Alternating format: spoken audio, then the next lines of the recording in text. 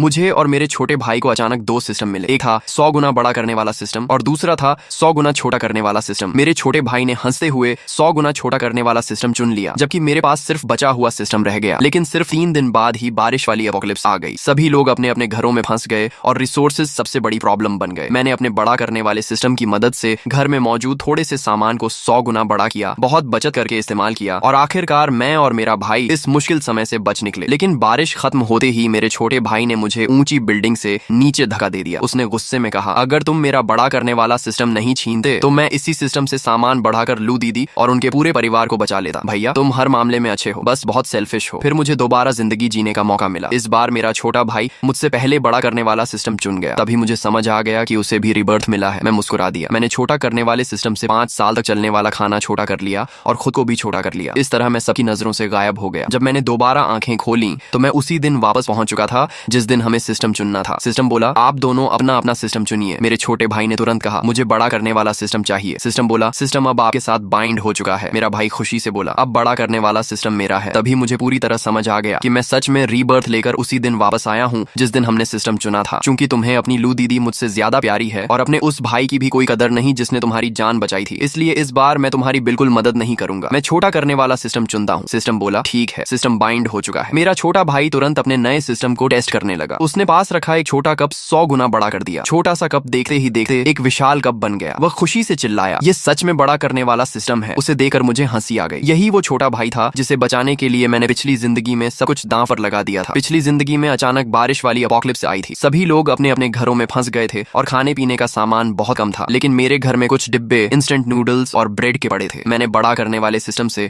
उन्हें 100 गुना बड़ा कर दिया और हम किसी तरह पूरे 5 साल जिंदा रहे। उस दौरान मेरे छोटे भाई की बचपन की दोस्त लू याओ सामने वाले घर में रहती थी। मेरे छोटे भाई ने मुझसे बार बार कहा कि मैं उनके परिवार के लिए भी खाना बड़ा कर दूं, लेकिन मैंने एपोकलिप्स में इंसानों पर भरोसा नहीं किया जा सका कहकर मना कर दिया। मेरी मदद के बिना लू याओ का परिवार 5 साल नहीं टिक पाया और बहुत पहले भूख से मर गया। मैं एपोकलिप्स से तो बच गया, लेकिन आखिर में उसी छोटे भाई के हाथों मारा गया जिसकी रक्षा के लिए मैंने सब कुछ किया था। सच में कितनी आयरनी की बात है। मेरा भाई मुस्कुराकर बोला, भैया अब बड़ा करने वाला सिस्टम मेरा है। क्या तुम्हें मेरी जलन नहीं हो रही? आखिर मैं जो चाहूं उसे बड़ा कर सकता हूं, जबकि तुम्हारे पास सिर्फ छोटा करने वाला सिस्टम है। मैंने शांत होकर कहा, इसमें फर्क ही क्या है? सिर्फ एक सिस्टम ही तो है। तुम्हें पसंद है तो तुम रख लो, मुझे कोई फर्क नहीं पड़ता। जब उसने देखा कि मुझे बड़ा करने वाले सिस्टम में बिल्कुल भी इंटरेस्ट नहीं है, तब जाकर उसने राहत की सांस ली। लेकिन मैं अच्छी तरह जानता था कि इस बार वह जरूर सामने वाले परिवार को बचाने जाएगा और जैसे ही किसी को उसके सिस्टम के बारे में पता चलेगा, एपोकलिप्स में उसका सुरक्षित रहना नामुमकिन होगा, क्योंकि हर कोई उस सिस्टम पर कब्जा करना चाहेगा। मेरा भाई सोच रहा था कि उसके पास बड़ा करने वाला सिस्टम है, इसलिए खाने की कोई कमी नहीं होगी। इसी वजह से उसे आने वाली बारिश वाली एपोकलिप्स से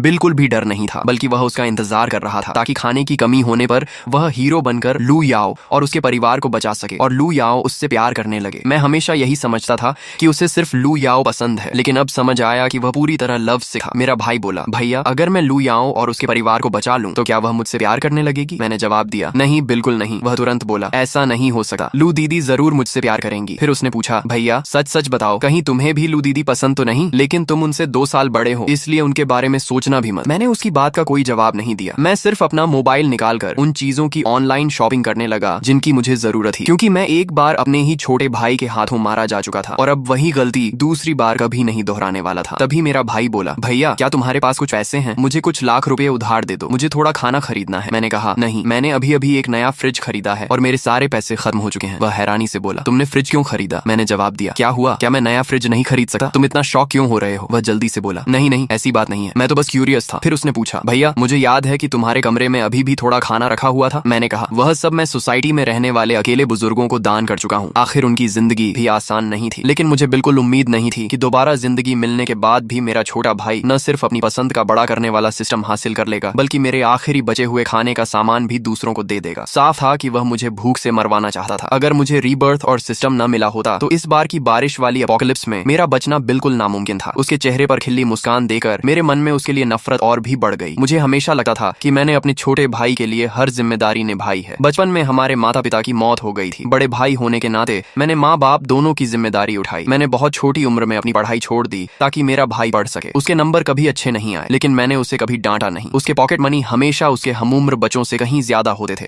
और वह सारे पैसे मैं दिन रात मेहनत करके कमाता था। बाद में वह कॉलेज में भी एडमिशन नहीं ले पाया, जबकि मैं अपनी मेहनत से शहर में घर खरीद चुका था। इसलिए मैं उसे अपने साथ रहने के लिए शहर ले आया। लेकिन मुझे क्या पता था कि हमारे सामने वाले घर में उसके बचपन की दोस्त लू याओ रहती है। बचपन में दोनों हमेशा साथ खेलते थे। बाद में लू याओ के घर वालों को डिमोलिशन कॉम्पेंसेशन में बहुत सारे पैसे मिले और वे गांव छोड़कर शहर आ गए। जैसे ही मेरे छोटे भाई ने खूबसूरत लू याओ को दोबारा देखा, वह उसी वक्त उससे प्यार करने लगा और उसके पीछे पड़ गया। यहाँ तक कि पिछली जिंदगी में जब मैंने अपोकलिप्स के दौरान उसके परिवार की मदद करने से मना कर दिया, तब मेरे भाई ने मेरी गैर मौजूदगी में चुपके से हमारा खाना उनके घर पहुंचा दिया। मैं कुछ नहीं कर सका और आखिर में मुझे मजबूर होकर घर का दरवाजा अंदर से लॉक करना पड़ा ताकि कोई हमारा सामान चुराने न आ सके। तभी मुझे एहसास हुआ कि मेरे छोटे भाई की नजरों में मेरी कोई कीमत नहीं थी। एक ऐसी लड़की जिसने उसके लिए कभी कुछ नहीं किया, वह भी उससे ज्यादा अहम थी। उसी पल मैं अपने छोटे भाई से पूरी तरह निराश हो गया। मैंने उससे कहा, मुझे थोड़ी थकान हो रही है, मैं जाकर सोता हूँ, तुम भी जल्दी सो जाना। इतना कहकर मैं अपने कमरे में चला गया और अपने लिए एक सुरक्षित छिपने की जगह की प्लानिंग करने लगा। मैंने विंड पावर जनरेटर भी खरीद लिया ताकि तेज बारिश और तूफान के दौरान भी मेरे पास लगातार बिजली बनी रहे। मुझे जिन जिन चीजों की जरूरत थी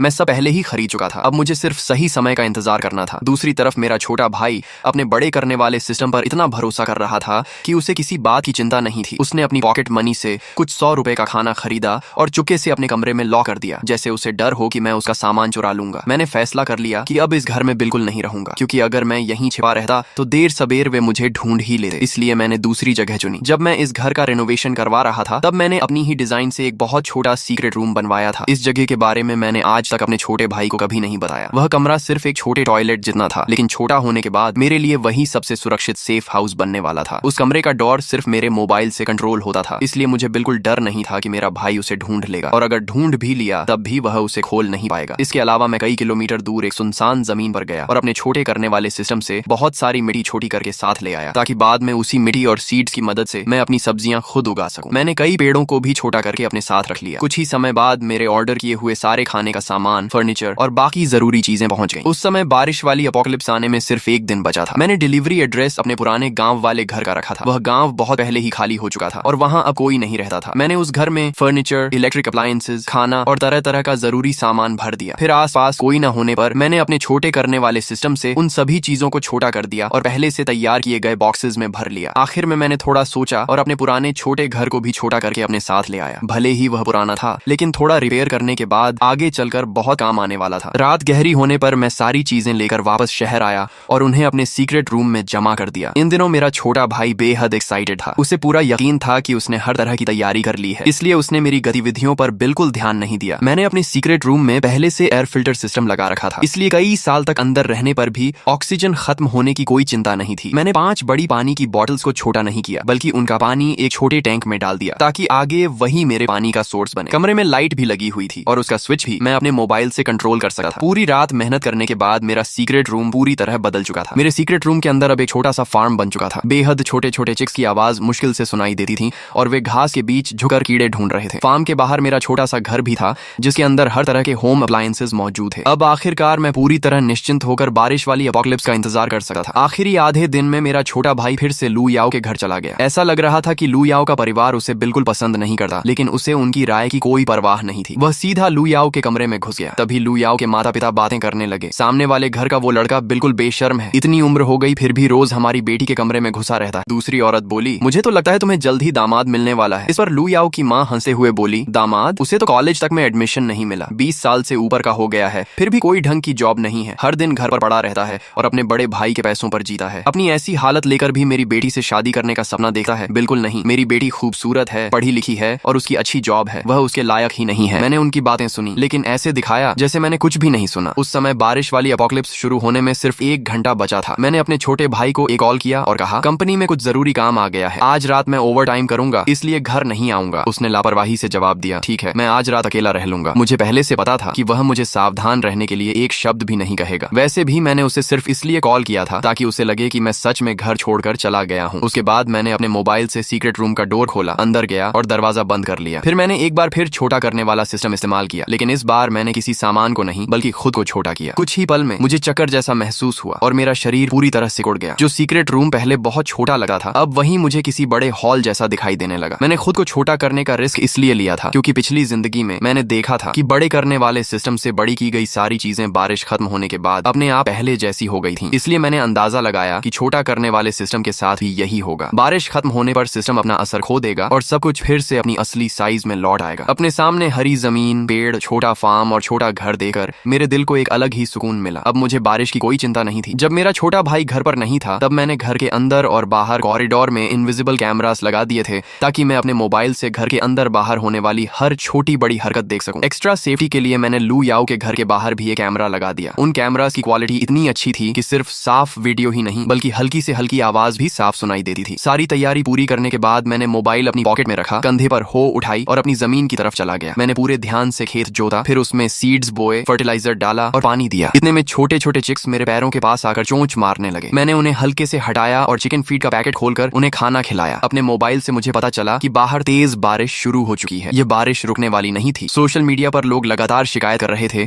कि इतनी तेज बारिश की वजह से वे काम पर नहीं जा पा रहे हैं। अब मेरा बाहरी दुनिया से संपर्क सिर्फ मेरे मोबाइल, कंप्यूटर और टैबलेट के जरिए ही था। देखते ही देखते कई दिन बीत गए, लेकिन बारिश रुकने का नाम नहीं ले रही थी, बल्कि हालात और भी खराब होते जा रहे थे। शहर में लगातार हो रही बारिश की वजह से ट्रैफिक पूरी तरह ठप हो चुका था और लोगों का आना जाना लगभग नामुमकिन हो गया था। मेरे गायब हो जाने पर मेरे छोटे भाई को बिल्कुल भी हैरानी नहीं हुई। शायद उसे यही लगा कि मैं बाढ़ में बहकर मर चुका हूँ। इन दिनों मैं अपने छोटे फार्म में खेत जोता, सब्जियां उगाता और चिक्स को खाना खिलाता था। बस एक ही परेशानी थी कि वे छोटे चिक्स बार बार मेरी नई उगी सब्जियों की पौध खा जाते थे। एक दिन खाली समय में मैंने कैमरा की लाइव फीड खोली तो देखा कि मेरा छोटा भाई लू याओ को मेरे घर लेकर आया है। दोनों ड्राइंग रूम में बैठे थे। मेरा भाई बोला, लू दीदी, क्या आपके घर में अभी भी खाना बचा है? लू याओ ने आह भरते हुए कहा, बहुत थोड़ा, काश मैंने पहले ज्यादा सामान जमा कर लिया होता। अब पहली मंजिल तक पानी भर चुका है और मैं वहां जाकर रह भी नहीं सकती। फिर उसने पूछा, यांग यांग, क्या तुम्हारे घर में अभी भी खाना है? अगर हो तो थोड़ा हमें भी दे दो। मेरे घर में मम्मी पापा और मेरा छोटा भाई भी है। हमारे पास जो थोड़ा खाना है वह पूरे परिवार के लिए बिल्कुल काफी नहीं है। मेरा छोटा भाई मुस्कुराकर बोला, मेरे पास बड़ा करने वाला सिस्टम है, मैं किसी भी खाने को 100 गुना बड़ा कर सकता हूँ। लू याओ हैरान होकर बोली, सच में? ये कैसे हो सकता है? मेरा भाई बोला, अगर भरोसा नहीं है तो खुद देख लो। उसने तुरंत खाना बड़ा करके दिखा दिया। लू याओ की आंखें चमक उठी। वह खुशी से बोली, यांग यांग, अच्छा हुआ तुम हो, फिर प्लीज हमारे घर का सारा खाना भी बड़ा कर दो। मेरा भाई बोला, ठीक है, लेकिन मेरी एक छोटी सी रिक्वेस्ट है। लू याओ मुस्कुराकर बोली, बोलो। मेरा भाई शर्माते हुए बोला, तुम जानती हो कि मैं तुम्हें पसंद करता हूँ। अब जब मैं तुम्हारे पूरे परिवार को बचा सका हूँ तो क्या तुम भी मुझसे प्यार कर सकती हो? लू याओ हंसते हुए बोली, तुम कैसी बातें कर रहे हो? क्या हम पहले से ही साथ नहीं हैं? बचपन से हम चाइल्डहुड फ्रेंड्स रहे हैं। अब मैं भी तुम्हें पसंद करती हूँ। जैसे ही ये बारिश खत्म होगी मैं तुमसे शादी कर लूंगी। ये सुनकर मेरा छोटा भाई खुशी से उछल पड़ा। वह बोला, मुझे पता था लू दीदी, आप भी मुझसे प्यार करती हैं। मेरे बड़े भाई ने तो कहा था कि आप मुझे कभी पसंद नहीं करेंगी, वह तो बस मुझसे जल्दा है। तभी लू याओ ने पूछा, वैसे तुम्हारा बड़ा भाई कहाँ है? मेरा भाई लापरवाही से बोला, वह तो कह रहा था कि कंपनी में ओवर टाइम करेगा। अब इतनी दिनों से बारिश हो रही है, मुझे लगता है कि वह शायद बाढ़ में मर चुका होगा। ये सुनकर लू याओ के चेहरे पर एक पल के लिए अजीब सा भाव आया, लेकिन अगले ही पल उसने मेरे छोटे भाई को प्यार से बहलाया और उसके कमरे में रखा सारा खाना बाहर निकालने के लिए मना लिया। कैमरा पर यह सब देखकर मेरे मन में अजीब सी फीलिंग हुई। मैंने आखिर इतना मूर्ख छोटा भाई कैसे पाल लिया? सिर्फ मूर्ख ही नहीं बल्कि इतना निर्दयी कि जैसे वह दिल से चाहता हो कि उसका अपना बड़ा भाई मर जाए। लेकिन अब उससे मुझे क्या फर्क पड़ता था? मैं यहाँ अपने सीक्रेट रूम में सुरक्षित था और मेरे छिपने की जगह के बारे में किसी को कुछ पता नहीं था। मुझे बस अपनी छोटी सी दुनिया में शांति से जीना था। मैं अपने छोटे घर में वापस गया, अपने लिए हॉट पॉट बनाया, फिर फ्रिज से एक कोल्ड ड्रिंक निकाली और आराम से डिनर का मजा लेने लगा। खाना खाते खाते मैंने उसकी फोटो खींची और सोशल मीडिया पर पोस्ट कर दी। कैप्शन लिखा, बाहर तेज तूफान और बारिश हो रही है, लेकिन घर के अंदर हॉट पॉट खाने का मजा ही कुछ और है। मेरी पोस्ट डालते ही मेरे छोटे भाई ने तुरंत कमेंट किया, भैया आप कहाँ हो? सिर्फ कमेंट करने से उसका मन नहीं भरा, उसने मुझे कई मैसेजेस भी भेजे। भैया बाहर इतनी तेज बारिश हो रही है, आप ठीक हो? आप कहाँ हो? आप हॉट पॉट भी खा रहे हो? मेरा भी मन कर रहा है, प्लीज बताओ आप कहाँ हो? मैं बाहर नहीं निकल सका, मेरे लिए थोड़ा खाना ले आओ। उसके इतने सारे मैसेजेस का मैंने एक भी रिप्लाई नहीं किया। मैंने सिर्फ अभी अभी पी गई कोल्ड ड्रिंक की एक और फोटो खींचकर उसे भेज दी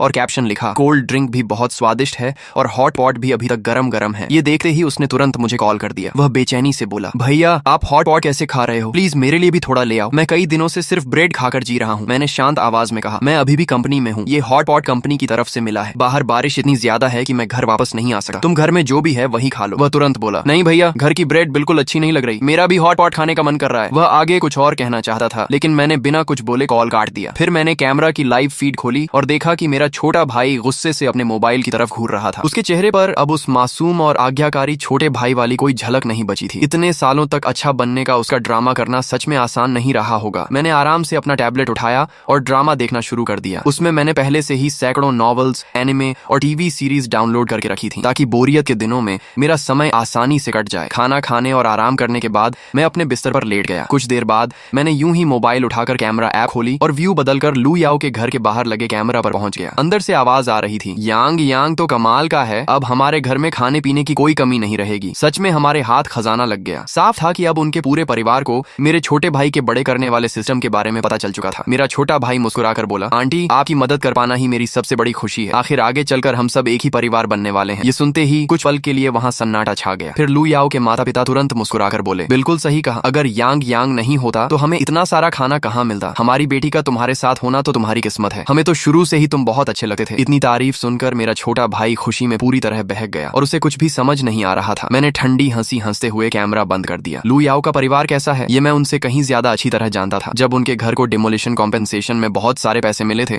तभी से वे पूरे गांव में घमंड से सिर उठाकर चलने लगे थे। उन्होंने अपने पुराने रिश्तेदारों और दोस्तों तक को अपमानित करके भगा दिया था। उन्हें हमेशा लगता था कि जो भी उनके पास आता है वह सिर्फ उनके पैसों के लिए आता है। गांव के लगभग सभी लोग कहते थे कि उनके घमंड की कोई हद नहीं रही। यहाँ तक कि एक बार गांव का प्रधान उनके घर पानी मांगने गया था, तब भी उन्होंने उसे मना कर दिया था। ऐसे लोग मेरे छोटे भाई के साथ सच्चा रिश्ता निभाएंगे, इस पर मुझे कभी भरोसा नहीं था। और लू याओ खुद भी बचपन से बहुत घमंडी थी। उसने कई बार सामने और पीठ पीछे मेरे छोटे भाई का मजाक उड़ाया था। उसने कभी दिल से उसे अपनी बराबरी का नहीं माना, लेकिन अब मुझे इन सब बातों से कोई मतलब नहीं था। आखिर मैं खुद 100 गुना छोटा होकर अपने सीक्रेट रूम में रह रहा था। थोड़ी देर बाद मेरे छोटे भाई का कॉल आया। वो बहुत खुश होकर बोला, भैया आपको एक गुड न्यूज बतानी है, मैं और लू याओ अब रिलेशनशिप में है। मैंने शांत आवाज में पूछा, तो मुझे कॉल क्यों किया? उसी समय मेरे फार्म के चिक्स अब पहले से थोड़े बड़े हो चुके थे, लेकिन फिर भी लगातार चूं चूं करते हुए आपस में खाना छीन रहे थे। मेरा भाई अचानक बोला, भैया आपकी तरफ से मुर्गियों की आवाज क्यों आ रही है? मैंने कहा, क्योंकि मैं उन्हें खाना खिला रहा हूँ। वह हैरान होकर बोला, इतनी तेज बारिश में तुम्हें मुर्गियां कहाँ से मिल गई? मैंने उसके सवाल का सीधा जवाब नहीं दिया। वैसे भी मैंने पहले से काफी मीट खरीदकर फ्रीजर में रख दिया था, जो मुझे बहुत लंबे समय तक चलने वाला था। मेरा भाई बेचैनी से बोला, भैया आखिर आप कहाँ हो? वहाँ हॉट पॉट भी खा रहे हो, मुर्गियां भी पाल रहे हो, क्या वहाँ बारिश का बिल्कुल असर नहीं हुआ? मैंने जवाब दिया, नहीं, यहाँ बारिश का कोई असर नहीं हुआ। ये सुनते ही वह जल्दी से बोला, तो फिर जल्दी बताओ आप कहाँ हो, मैं लू याओ और उसके पूरे परिवार को लेकर वहीं आ जाता हूँ। मैंने हंसते हुए कहा, अगर ढूंढ सकते हो तो खुद ढूंढ लो। वो गुस्से में बोला, इसका क्या मतलब है? क्या तुम हमें अपने पास नहीं आने देना चाहते? बचपन से आज तक मैंने अपने छोटे भाई की हर बात मानी थी। शायद पहली बार मैंने उससे इतनी ठंडी और तंज भरी आवाज में बात की थी। मैंने रास्ते में घूम रहे एक को हल्के से हटाया और खेत से अपने छोटे घर की तरफ वापस चला गया। मेरे फ्रिज में पहले से ही बहुत सारे रेडी टू ईट फूड रखे थे, जिनमें पिज्जा, बाओ, मैंटू, डम्पलिंग्स और कई तरह के फ्रोजन फूड्स शामिल थे। मैंने फैन चालू किया, माइक्रोवेव से गर्मा गर्म पिज्जा निकाला। दोबारा गर्म होने के बाद पिज्जा सुनहरा, मुलायम और बेहद स्वादिष्ट लग रहा था। ऊपर की चीज लंबी स्ट्रेच हो रही थी। मैंने उसकी एक फोटो खींचकर अपने छोटे भाई को भेज दी। उसने तुरंत मैसेज किया, भैया आपके पास पिज्जा भी है, जल्दी बताओ आप कहाँ हो। फिर उसने गुस्से में लिखा, भैया आप बहुत सेल्फिश हो, मैं यहाँ सूखी ब्रेड और इंस्टेंट नूडल्स खाकर जी रहा हूँ और आप वहाँ पिज्जा खा रहे हो। ये पिज्जा तो बहुत स्वादिष्ट लग रहा है, ऊपर की चीज भी स्ट्रेच हो रही है, लेकिन कोई बात नहीं, तुम्हारे पास चाहे जितना खाना हो वह एक दिन खत्म हो जाएगा। तुम्हारा छोटा करने वाला सिस्टम किसी काम का नहीं है। मेरा बड़ा करने वाला सिस्टम तुम्हारे सारे खाने को 100 गुना बड़ा कर सकता है। तब हम कई साल तक आराम से खाएंगे। जल्दी बताओ तुम कहाँ हो, मैं अभी तुम्हारे पास आता हूँ। मैंने सिर्फ इतना रिप्लाई किया, अगर मुझे ढूंढ सकते हो तो आ जाओ। इसके बाद मैंने कैमरा खोला। मेरा छोटा भाई गुस्से में मेरे पुराने कमरे की हर चीज तोड़ फोड़ रहा था। ज्यादा समय नहीं बीता कि उसके बड़े करने वाले सिस्टम की बात बहुत जल्द पूरे सोसाइटी में फैल गई। यह खबर किसने फैलाई थी इसका अंदाजा लगाना बिल्कुल मुश्किल नहीं था। उसके कमरे का दरवाजा बार बार खटखटाया जाने लगा। सोसाइटी के सभी लोग अपने पास बचा हुआ थोड़ा बहुत खाना लेकर उसके पास आने लगे और उससे रिक्वेस्ट करने लगे कि वह अपने सिस्टम से उनके खाने को 100 गुना बड़ा कर दे। शुरुआत में मेरा छोटा भाई थोड़ा घबरा गया। वह यह दिखाने की कोशिश कर रहा था कि उसके पास कोई सिस्टम नहीं है, लेकिन तभी सामने वाले घर से लू याओ का पूरा परिवार बाहर आ गया। लू याओ के पिता ऊंची आवाज में बोले, सुनो, यांग यांग तो हमारे होने वाले दामाद हैं। अगर तुम लोग उनका सिस्टम इस्तेमाल करना चाहते हो तो पहले हमारी परमिशन लेनी होगी, और हर बार सिस्टम इस्तेमाल करने में उनकी बहुत एनर्जी खर्च होती है, इसलिए तुम्हें पैसे देने होंगे। पहले तो मेरा छोटा भाई इस बात पर नाराज हुआ कि लू याओ के परिवार ने उसके सिस्टम का राज सबको बता दिया, लेकिन जैसे ही उसने पैसे लेने वाली बात सुनी उसका चेहरा खिल उठा। लू याओ भी तुरंत बोली, बिल्कुल, यांग यांग मेरे बॉयफ्रेंड है, अगर तुम लोग उनसे काम करवाना चाहते हो तो पैसे देने ही होंगे। इसके बाद लू याओ का पूरा परिवार मेरे छोटे भाई के सिस्टम के सहारे बिजनेस करने लगा। जो भी इंसान अपने खाने को बड़ा करवाने आता, उससे पहले लू याओ का परिवार 2000 युएन वसूलता। 2000 युएन कोई छोटी रकम नहीं थी, लेकिन अपोकलिप्स में पैसे से खाना नहीं खरीदा जा सकता था, इसलिए लोगों को यह डील भी ठीक लगी थी। कैमरा से मैं देख रहा था कि हर दिन मेरे छोटे भाई के पास आने वालों की संख्या बढ़ती जा रही थी। लोगों को पूरा भरोसा हो गया था कि जब तक उसके पास बड़ा करने वाला सिस्टम है तब तक वे कभी भूख से नहीं मरेंगे। लेकिन वे सब एक बहुत बड़ी बात भूल गए थे। सिस्टम सिर्फ खाने को बड़ा कर सकता था, लेकिन उसके लिए पहले खाना होना जरूरी था, और किसी भी चीज पर सिस्टम सिर्फ एक बार ही इस्तेमाल किया जा सकता था। ऐसा नहीं था कि आधा खाना खाकर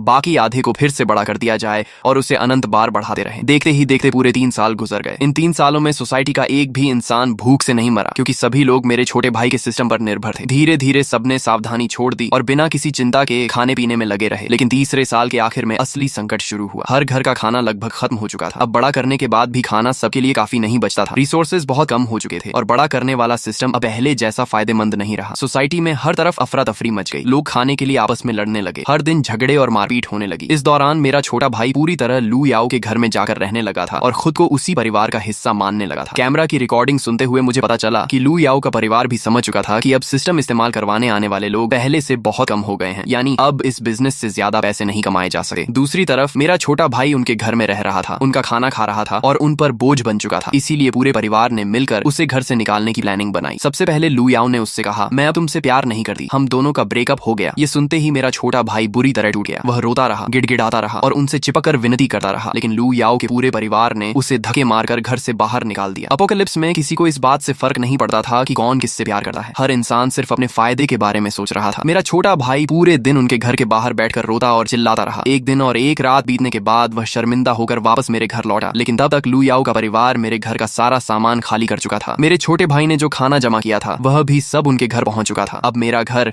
सिर्फ एक खाली खोल बनकर रह गया था। मेरा छोटा भाई कई बार उनके घर जाकर अपना सामान वापस मांगता रहा, लेकिन बदले में उसे सिर्फ गालियां मिली। किसी ने भी उसे एक दाना तक लौटाने की कोशिश नहीं की। तभी पहली बार उसे सच में डर लगने लगा। और उस समय मैं क्या कर रहा था? मैं अपने छोटे फार्म में आराम से अपनी जिंदगी जी रहा था। भूख लगती तो खेत से ताजी सब्जियां तोड़ता, थोड़ा मीट निकालता और स्वादिष्ट खाना बनाकर खा लेता। अगर खाना बनाने का मन नहीं करता तो फ्रिज से रेडी टू ईट फूड निकालकर जल्दी से गर्म कर लेता। खाली समय में अपने लिए कोल्ड ड्रिंक बना लेता। हर सुबह उठते ही सबसे पहले चिक्स को खाना खिलाता, फिर अपना ब्रेकफास्ट बनाता और उसके बाद अपने फार्म में जाकर वहाँ उग रही हरी सब्जियां, आलू, बैंगन, टमाटर, मक्का और दूसरी फसलों को देखता। दोपहर में नींद आती तो आराम से सो जाता। उठने के बाद ड्रामा देखता, एनिमे देखता और आराम से खाते पीते दिन बिताता। बस एक ही काम थोड़ा मुश्किल था, मेरे इस छोटे फार्म में कोई कीड़े मकोड़े नहीं थे, इसलिए मुझे अपने हाथों से एक एक फूल और पौधे का पॉलिनेशन करना पड़ता था। 3 साल बीत चुके थे। मेरे लिए ये सारी बातें अब सिर्फ छोटी मोटी प्रॉब्लम्स थी। इतने समय तक मेरी कोई खबर न मिलने के बाद मेरे छोटे भाई ने एक बार फिर हिम्मत करके मुझे कॉल किया। शायद उसे लगा था कि मैं कब का मर चुका हूँ, लेकिन उसकी उम्मीद के उलट मैंने कॉल उठा लिया। वह हैरानी से बोला, भैया आप अभी भी जिंदा हो, बहुत अच्छा हुआ। मुझे लगा था कि बाढ़ ने आपको मार दिया होगा। उस समय मैं आराम से खीरा खा रहा था और टैबलेट पर ड्रामा देख रहा था। मेरे खाने की कुरकुरी आवाज साफ सुनाई दे रही थी। मैंने शांत होकर पूछा, क्यों कॉल किया है? वह तुरंत रोने लगा। भैया आपको नहीं पता लू याओ और उसके परिवार ने मेरे साथ क्या किया? उन्होंने मेरे बड़े करने वाले सिस्टम से खूब पैसे कमाए। अब जब कोई मेरे सिस्टम का इस्तेमाल करने नहीं आता तो उन्होंने मुझे घर से निकाल दिया। लू याओ ने मुझसे शादी का वादा किया था, लेकिन अब उसने मुझसे ब्रेकअप कर लिया। उनका पूरा परिवार सिर्फ अपने फायदे के बारे में सोचता है। उन्होंने मेरी जिंदगी बर्बाद कर दी। अब घर में खाने के लिए कुछ भी नहीं बचा। मैंने बस इतना कहा,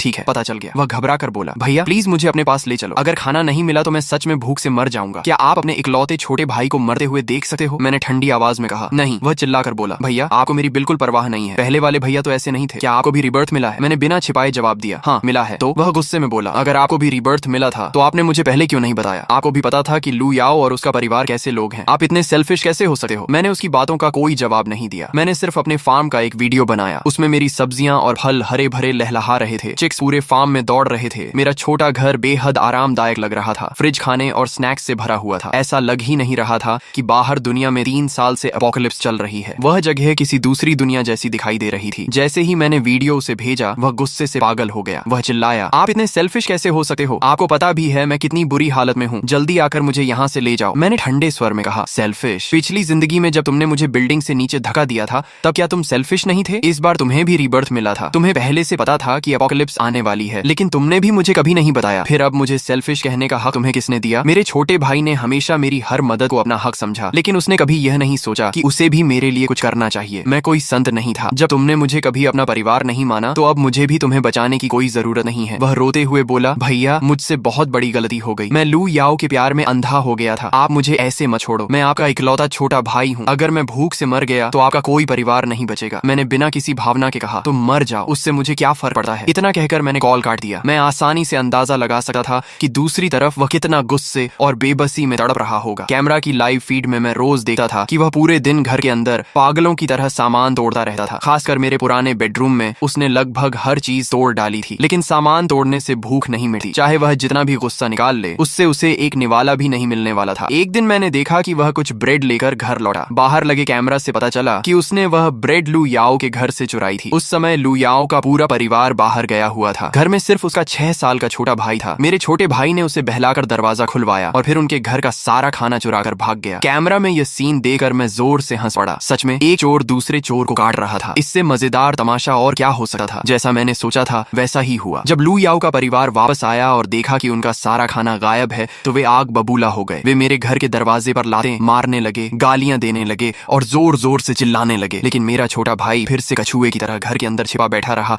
और बाहर निकलने की हिम्मत नहीं हुई। मेरे घर का मेन डोर मैंने रेनोवेशन के समय खास तौर पर सबसे मजबूत वाला लगवाया था, इसलिए लू याओ का परिवार लगातार 3 दिन और 3 रात तक दरवाजा पीटा रहा। लेकिन वे अंदर बैठे चाहे मेरे छोटे भाई का कुछ भी नहीं बिगाड़ सके। आखिर में लू याओ दरवाजे के बाहर खड़ी होकर बोली, यांग यांग, मुझसे गलती हो गई, मैंने गुस्से में तुम्हारे साथ गलत किया, अब जिद मत करो, हमारा खाना वापस कर दो, फिर हम दोनों दोबारा साथ हो जाएंगे। लू याओ दरवाजे के बाहर खड़ी होकर लगातार कहती रही, ठीक है, पहले मैंने जो कुछ भी कहा था वह सब गुस्से में कहा था, सच तो ये है कि मैं आज भी तुमसे प्यार करती हूँ, हमने तो शादी करने का वादा भी किया था, क्या तुम्हें याद नहीं? दरवाजे की दूसरी तरफ मेरा छोटा भाई उसकी मीठी मीठी बातें सुन रहा था। शुरुआत में वह खुद को रोकता रहा, लेकिन लगातार 2 दिनों तक लू याओ उससे माफी मांगती रही और बार बार वादा करती रही कि आगे से वह कभी उसके साथ ऐसा बुरा व्यवहार नहीं करेगी। आखिरकार मेरा छोटा भाई दरवाजे के हैंडल पर हाथ रखकर मुस्कुराने लगा। उसके चेहरे की खुशी देखकर मुझे समझ आ गया कि वह फिर से उसकी बातों में आ चुका है। आगे जो हुआ वह देखने लायक भी नहीं था। जैसे ही उसने दरवाजा खोला, बाहर पहले से छिपे लू याओ के छोटे भाई ने किसी भारी चीज से उसके सिर पर जोरदार वार कर दिया। मेरा छोटा भाई दर्द से जमीन पर गिर पड़ा और अपना सिर पकड़कर तड़पता रहा। उसकी आंखों के सामने ही लू याओ का पूरा परिवार घर के अंदर घुस गया और बचा हुआ सारा खाना दोबारा उठाकर अपने घर ले गया। जाते जाते लू याओ के पिता ने उसके सिर पर एक जोरदार लात मारी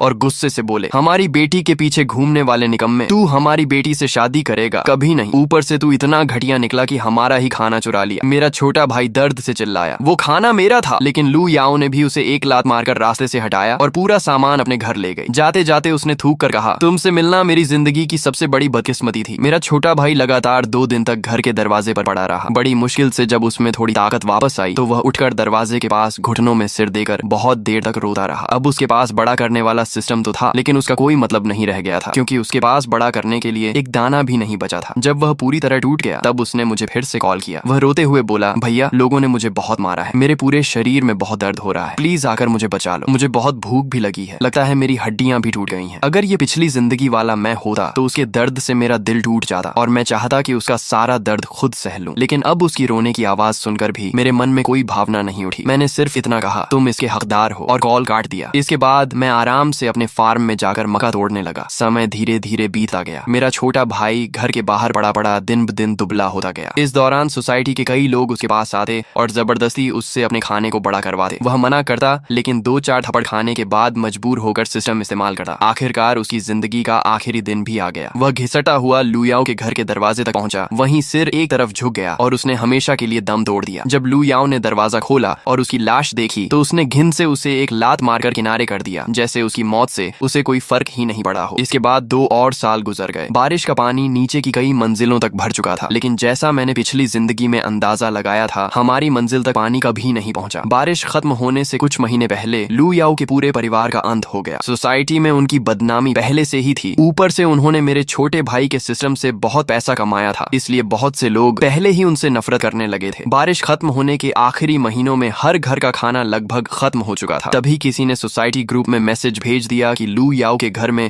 अभी भी बहुत सारा खाना छिपा हुआ है। ये खबर फैलते ही कई लोग हथियार लेकर उनके घर पहुंच गए। वे दरवाजा पीटते हुए चिल्लाने लगे कि सारा खाना बाहर निकालो, लेकिन लू याओ और उसके परिवार ने खाना देने से साफ मना कर दिया और उल्टा बाहर खड़े लोगों को गालियां देने लगे। इससे भीड़ पूरी तरह भड़क गई। कई लोगों ने मिलकर तय किया कि वे बारी बारी से उनका दरवाजा तोड़ेंगे। चारों तरफ दिन रात दरवाजा पीटने की आवाज गूंजती रही। आखिर 4 दिन बाद उनका मेन डोर टूट गया। भीड़ घर के अंदर घुस गई और उनका बचा हुआ सारा खाना लूट कर ले गई। पूरा परिवार जमीन पर बैठकर फूट फूट कर रोने लगा। अब उनके पास खाने के लिए कुछ भी नहीं बचा था और एपोकलिप्स के आखिरी कुछ महीने वे किसी भी हालत में नहीं निकाल सकते थे। बाहर पूरी सोसाइटी बर्बाद हो चुकी थी, जबकि मैं अपने छोटे फार्म में आराम से खाते पीते जिंदगी का मजा ले रहा था। इतना आराम था कि मेरा वजन भी लगभग 5 किलो बढ़ गया था। आखिरकार वह दिन भी आ गया जिसका मैं कई सालों से इंतजार कर रहा था। मेरे मोबाइल पर नोटिफिकेशन आया कि बारिश खत्म हो चुकी है। कई सालों बाद सूरज ने काले बादलों को चीरकर अपनी सुनहरी किरणें धरती पर बिखेर दी और दुनिया में फिर से उम्मीद की रोशनी लौट आई। उस समय मैं अपने फार्म में मक्का के खेत की मिट्टी डीली कर रहा था कि अचानक मेरे शरीर में एक अजीब बदलाव होने लगा। मेरा छोटा किया हुआ शरीर तेजी से अपने असली आकार में लौट आया। अब मैं फिर से सामान्य इंसान बन चुका था। मेरे पैरों के नीचे बना पूरा छोटा फार्म और छोटा घर अब खिलौनों की तरह दिखाई दे रहे थे। मैंने अपने बर्बाद हो चुके असली घर की तरफ देखा